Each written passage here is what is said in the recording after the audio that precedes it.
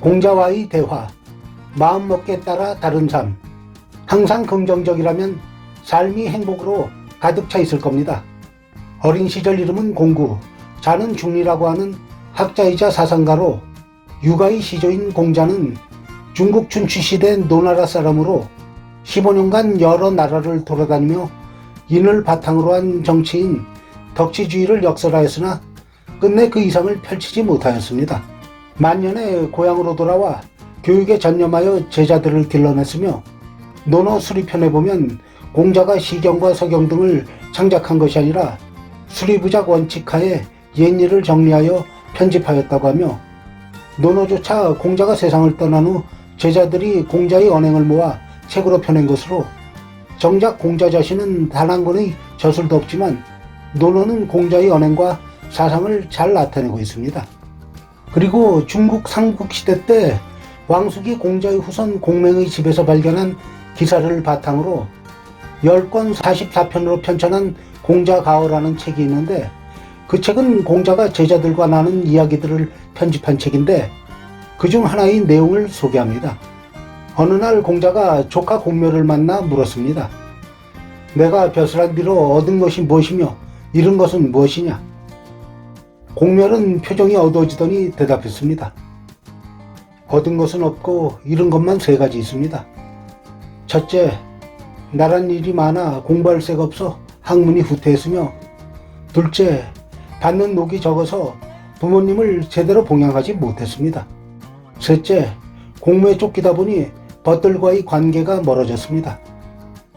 공자는 이번엔 공멸과 같은 벼슬에서 같은 일을 하는 제자 복자천을 만나 같은 질문을 해보았습니다. 복자천은 미소를 지으며 대답했습니다.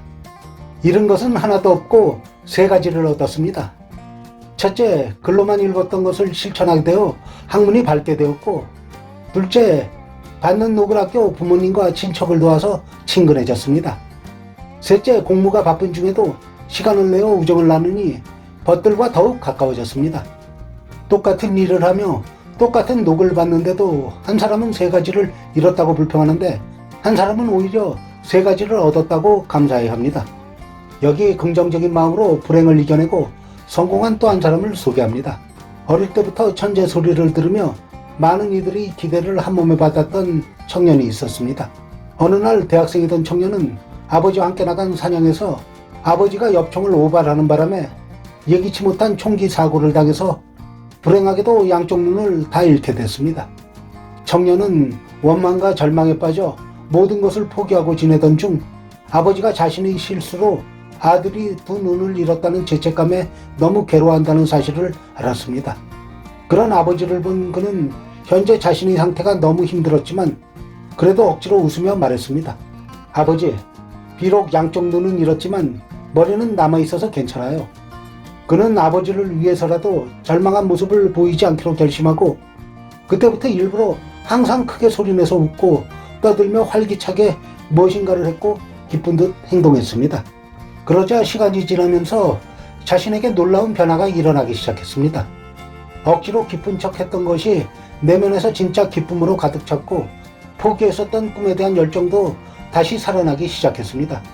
아주 열심히 노력한 청년은 훗날 경제학자로 케임브리지 대학교 교수를 거쳐 국회의원이 되었고 최신부 장관까지 지내며 영국에서 경제와 정치에 큰 공헌을 한 청년의 이름은 헨리 포세트입니다.